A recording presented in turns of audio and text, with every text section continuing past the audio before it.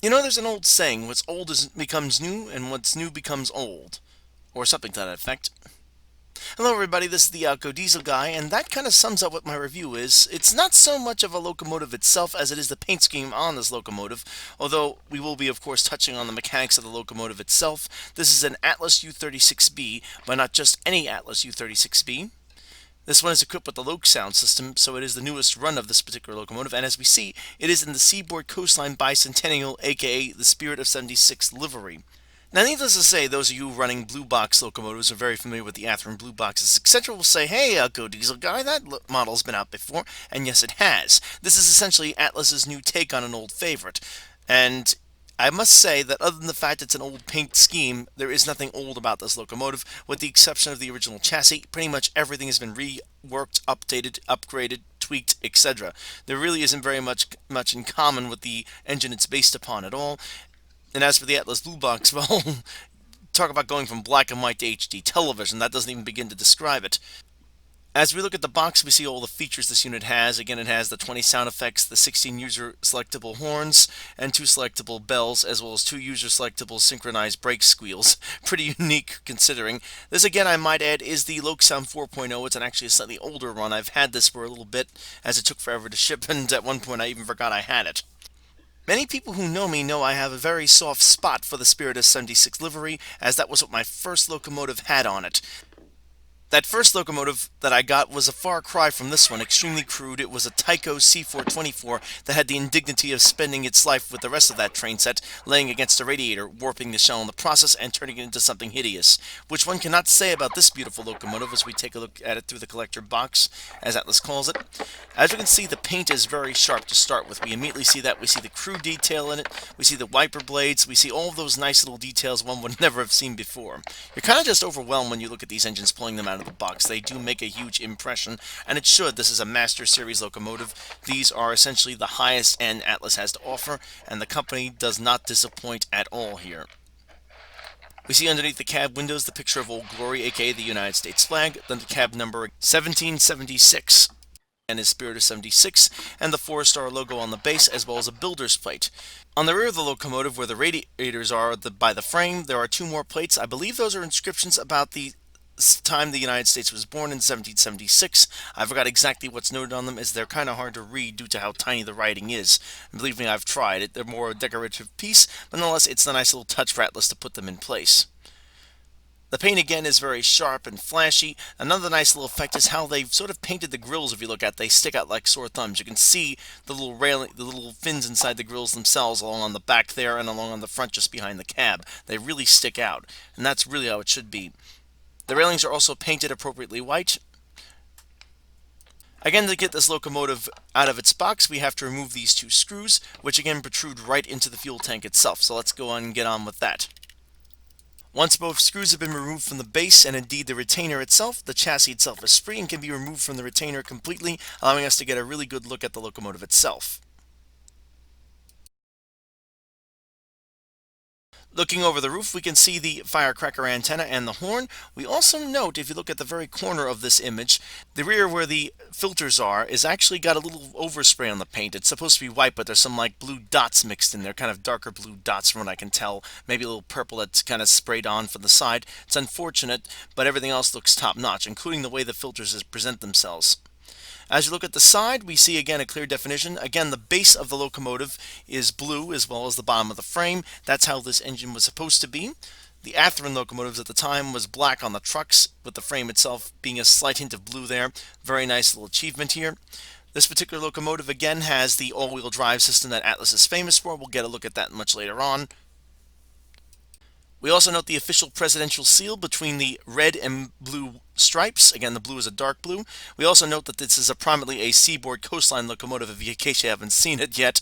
This is one of the railroads that took to taking this particular paint scheme for the bicentennial of the United States. Another nice touch on the locomotive are these grills themselves. You notice how they stick out. They've been painted black so that they stand out from the white paint. Gives a lot of contrast and a lot of definition. We also note that there's an engineer in the cab. This is actually the best shot I can get of it, so I might as well describe it to you now.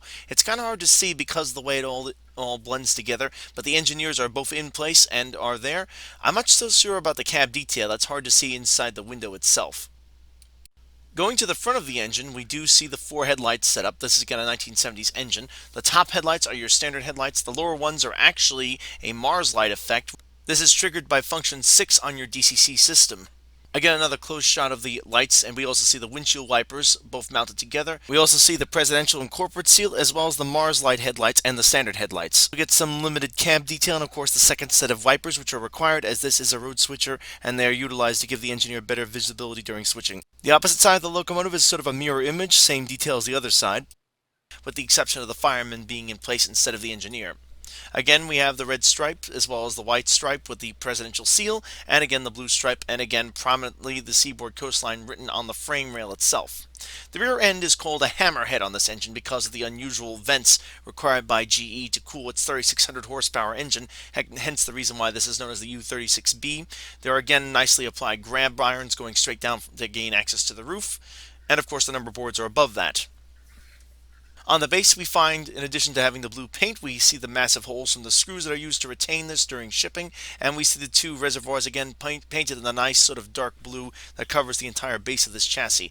It really looks sharp on this paint scheme, I have to say. This is very nicely done again by Atlas and getting the paint just right. Now that'll do it for the background and details. Let's give this thing a test run and see exactly what it has to show for itself.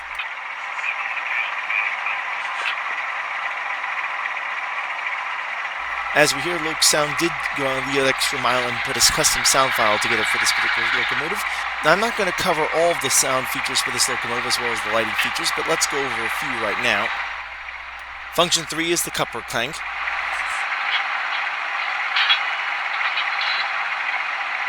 Four is the sanding valve. F4 activates the diesel fans.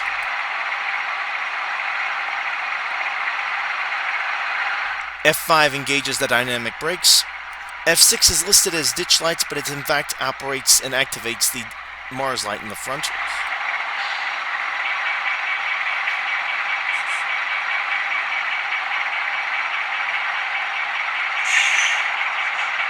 F7 changes the momentum over to switching mode. This means there is no momentum. The engine responds instantly to throttle inputs. F8 is the startup, shutdown, as well as the mute control function. Just touch this button to turn the engine on or off, or depending on what mode you're in, or mute the engine. F9 puts the engine in manual notching, allowing you to manually select how fast the prime mover runs. Further presses of F9 will increase the throttle, and pressing F10 will reduce the throttle and eventually put it back into normal mode. F11 appears to double as a Mars light. I'm not sure if that's exactly what allowed me to trigger the light effects on this locomotive, but I believe I used the F6 command to make it function. Other sound effect and DCC features include the cab radio, the talking detector for safety detector, dragging equipment detectors, and the jointed rail sound effects, as well as the sanding valve and the short air sound let-offs, as well as the compressor sounds and the pop valve sounds. And that's about as much as I'm going to go into in terms of the sound effects. Now let's give this thing a run. Let's back her up and grab some cars in the yard.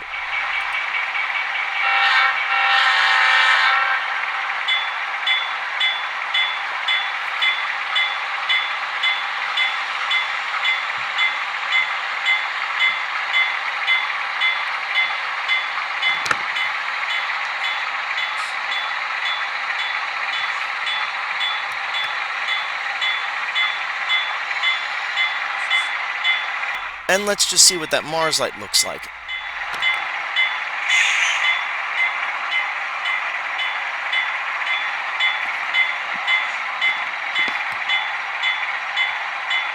Now that is cool.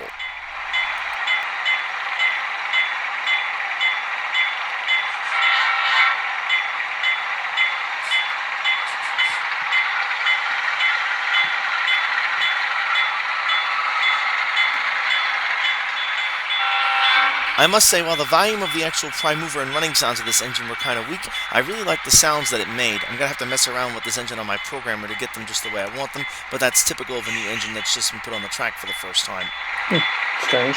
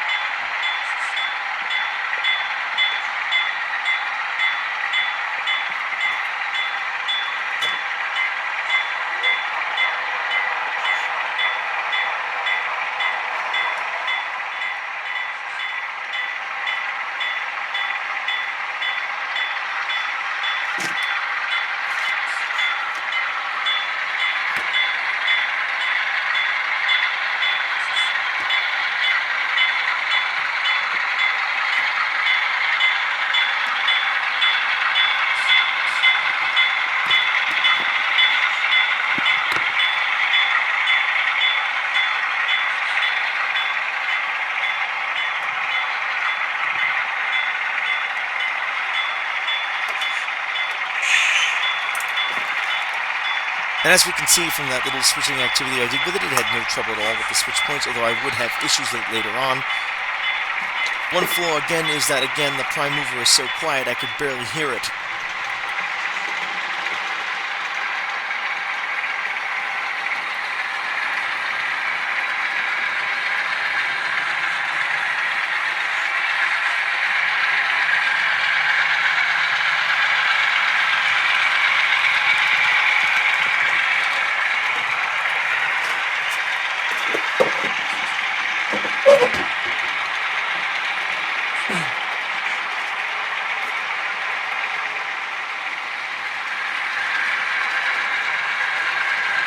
As you know, I'm really into extra lighting effects like ditch lights and Mars lights. That by itself would have probably sold this engine, but the excellent detailing and running habits of this engine really did close the deal. Not to mention the sound effects.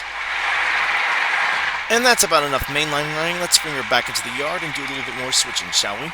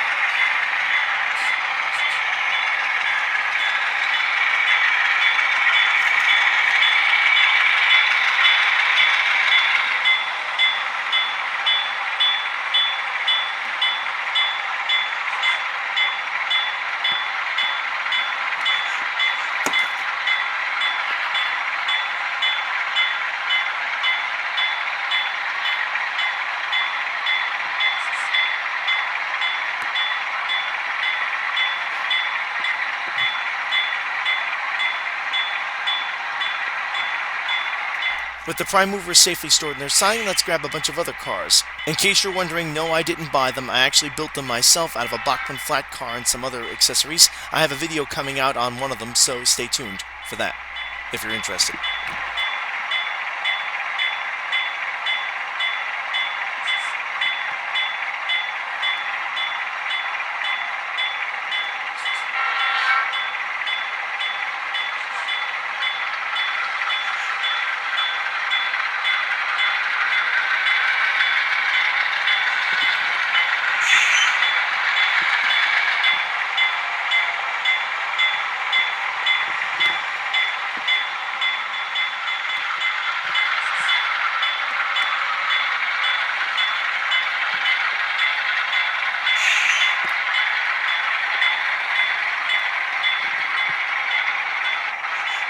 And as we can see, an uncharacteristic hesitation up there by the Atlas locomotives. I find these usually don't do that. It did keep going, though.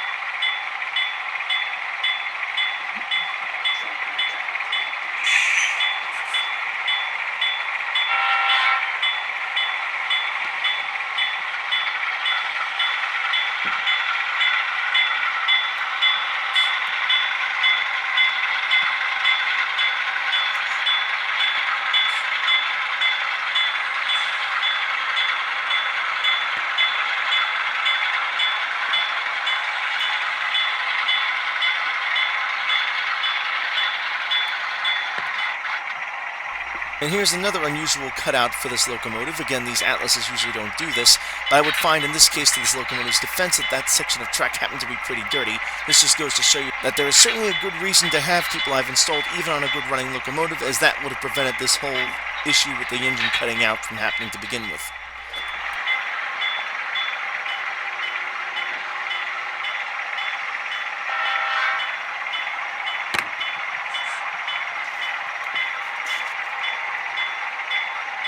Did I ever mention how much I hate those uncoupling magnet things?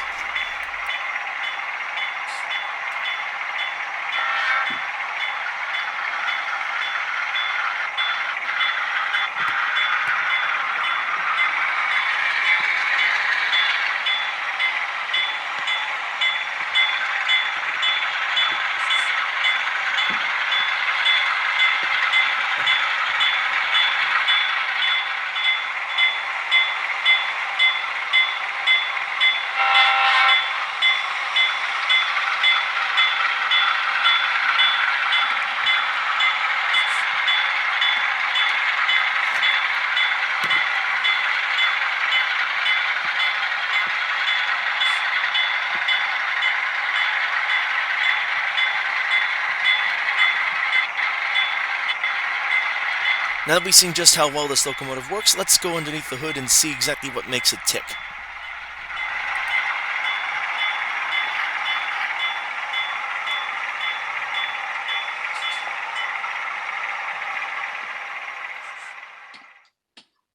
To get in, as usual with most Atlas locomotives, we have to remove the two screws on the bottom of the locomotive.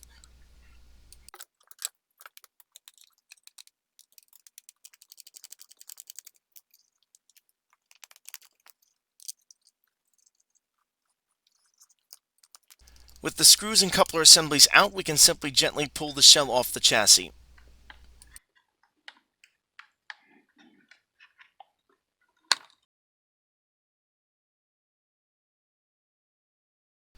With the shell now free and clear of the chassis, we can take a look at the internals of this locomotive. This is again based upon the same chassis introduced by Atlas sometime in the late 90s, early 2000s. For its U-boat engines. We see in the middle there the electronics have gone through a drastic update using JTS plugs and again a 21 pin slot. There's the decoder right there in the middle.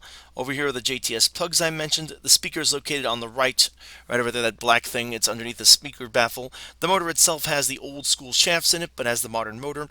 We also see the two headlights in place, one on top of the speaker baffle there and one in the front. Right on the other side. We also take a look right over here. We see that LED for the flashing Mars light effect we saw before. One of the amazing things about the internals of this locomotive is just how little had to be modified to make everything work. About the most notable modification I saw was that the rear weight had to be slightly modified to take the speaker baffle itself, and of course the notch in the front weight right there to actually put the LED board, but that was basically it. The other main difference is it's been updated to the newer style trucks, which I don't care for. Again, they use two plastic pins to secure the sides in place, and if those pins break, you essentially have to replace them, or in some cases the whole truck, or in the case of my Alco C420 Atlas locomotive, you have to buy a whole other engine. Anyway, let's get the shell back on this thing, as I'm already nervous as is working with it, and get the couplers back into place. And my final verdict for this engine is that it's beautiful. Atlas did a great job in covering all the details, getting the paint to be so flashy, and getting everything just right, including the excellent sound, which again is by ESU. Great choice by Atlas. Bottom line, this is the engine to get if you're looking for a U36B, but good luck in finding them as they appear to all be sold out, especially in the Spirit of 76 paint scheme. They're supposed to be at the usual just sub $200 from a hobby shop and just above $200 for Dcc&sound, but now you're looking at paying close to $300, which is justified given the detail and quality of this model. And that's again assuming you'll be able to find one, as they pretty much are again sold out everywhere. This is what you get for not pre-ordering something like this ahead of time, so you just think about that next time. Before I end this review, I thought it'd be a fun idea to compare and contrast one of the original U36B Spirit of 76 engines produced by Athearn back in the 70s. As you can see here, the differences are pretty stunning. To start with, the railings are unpainted metal. That's how they built them back in those days. Pretty strong, I must say. The unit features the same headlights for both the standard and the Mars light setups, as well as the number boards. Unfortunately, the number boards are not populated with numbers. And again, it has the presidential seal as well as the seaboard coastline seal. Again, the unit features the Blomberg trucks, but in this case they're painted black. And in my case, I actually originally used manufactured by myself Proto 2000 trucks, which I in turn replaced with Athearn trucks a little later on. We can see it has the irrealistic bell on the top, which is black, and the horn. In all of these locomotives, it's always the same color and the same type, as again, these were mass-produced engines, and actually kits in this case. To get the shell off, we simply spread the frame apart, two little notches there, and it comes up. And we see the speaker which I installed, which is a D40 style box speaker from Railmaster, which is run down to a Keep Alive kit produced by TCS, and with, of course, a 21-pin TCS decoder, and, of course, the Keep Alive board, which, again, is designed to plug, thanks to the kit, directly up to the motor itself. The motor itself has been upgraded on this. As we see, it's actually a high-performance motor, as they call it. Please note, this is not the Genesis motor. It is just the new replacement for the standard Athearn Blue Box motor that Athearn now puts in its ready-to-roll locomotives. The trucks, again, have standard pickup on one side only, that is to say they do positive current. Negative current is ground down through the frame via a screw, which you can't just see there, but I did do it. That's how I have it set up. And that's essentially all the internals this thing has. Very simple, a huge difference compared to the modern Atlas locomotive with all of its gimmicks. One thing you'll also note is that this unit currently does not have a headlight in it. It was common for many model railroaders to delete the headlights in these blue box units, as they took so much power and often bent the actual power connecting rod that connected the two tops of those trucks you saw the wires connected to. This would usually lead to erratic running, and since the headlight didn't do a good job of really illuminating much more than the cab anyway, most model railroaders just pulled them out to avoid the complications with running and operating in general. Again, this shell, interestingly enough, does feature the two builder's plates on the back. Very interesting if we consider the era, again, this model was produced in. Well, that's just about enough background for this model. Let's give it a try and see how it runs as compared to the new locomotive, which we see is parked conveniently right behind it.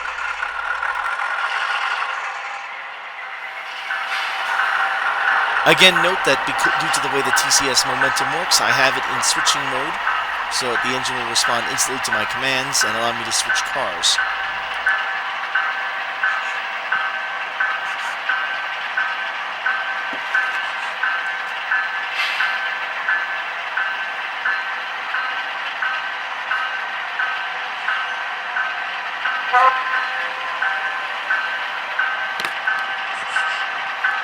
While I certainly wouldn't rate the drivetrain on this as smooth as the Atlas locomotive Spirit 76 version I just reviewed, I certainly wouldn't call this a very noisy and rough runner.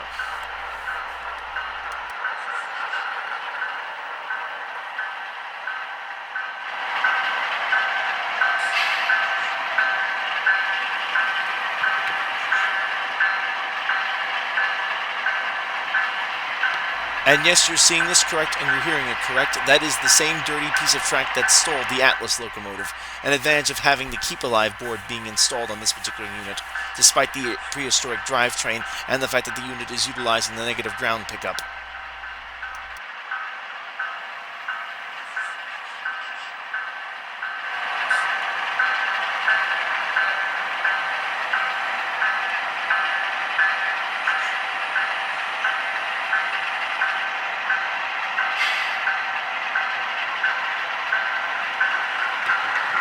While I've had some issues with the volume of some of the TCS decoder sound recordings being weak, I will not fault them on the sound realism on these particular sound effects.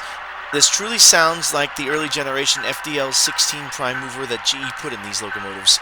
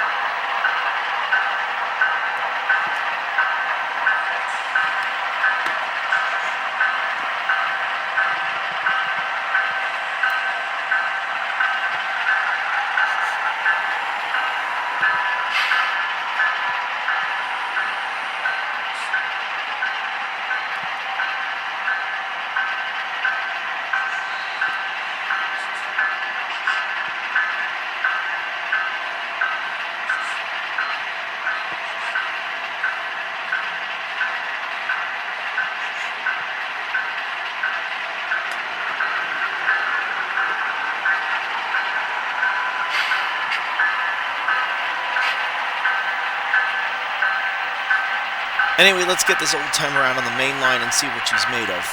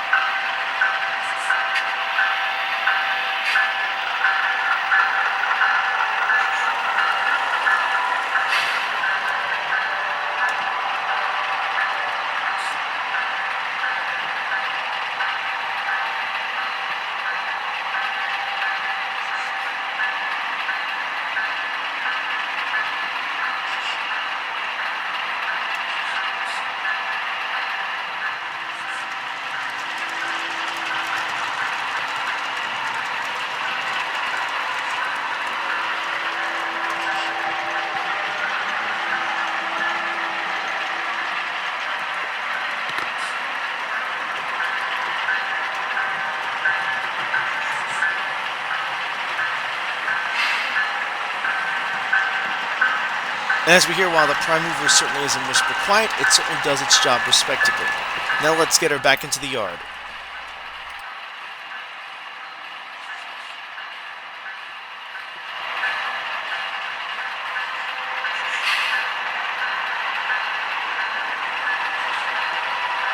And as we can see with this particular locomotive, it might be prehistoric, but it does a decent job, although it can't match the smoothness and the detail applied to the Atlas locomotive.